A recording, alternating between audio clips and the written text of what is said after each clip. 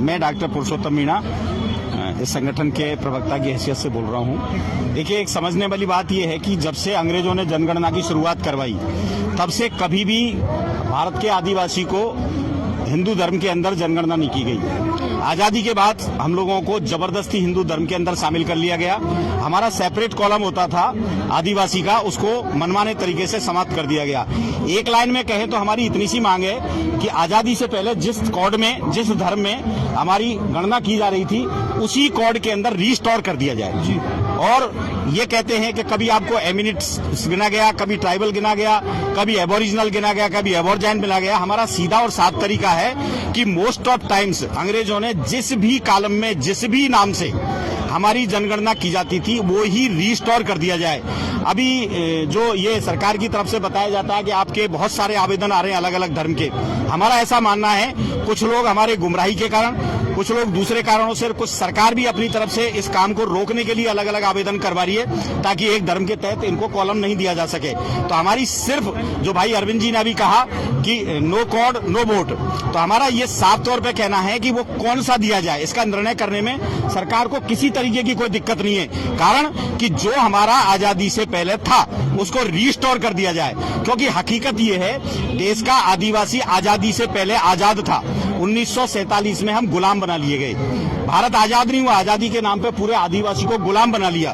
तो उस गुलामी से मुक्ति तभी मिलेगी जब इस देश का जो मालिक है, मूलवासी है, भारत एबोरिजिनल है, जो इसका मालिक है यहाँ का, उसको पूर्ववत अवस्था में लाया जाए। हम देश से कोई अलग होने की मांग नहीं कर रहे हैं, चूंकि संविधान का अनुच्छेद 13(3) का ये कहता है कि हमारे जो ट्रेडिशंस हैं, जो रूल्स हैं, प्रथा हैं, वो सेपरेट होंगी।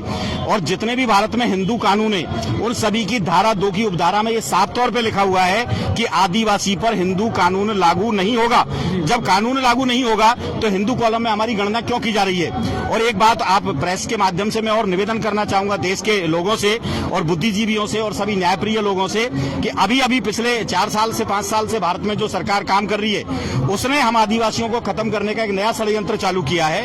हमारे बच्चे नौकरियों में जब आवेदन करते थे तो एक धर्म का कॉलम होता था, सारे धर्म के अलावा हम लोगों के लिए अदर्स का कॉलम होता था।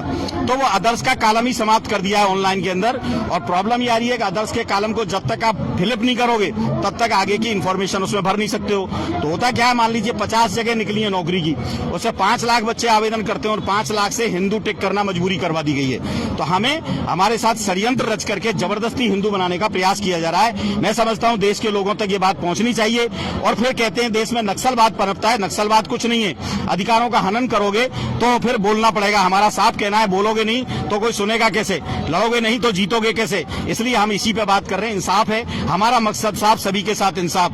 क्या हमें इंसाफ पाने का हक नहीं है इस देश के अंदर? हम इस देश के मूल मालिक हैं, मूलवासी हैं, एबोरिजिनल हैं, तो पहला आगे इस देश के जल जमीन जंगल पे हमारा है। तो व्यवस्थाएं हमारे हिसाब से होनी चाहिए।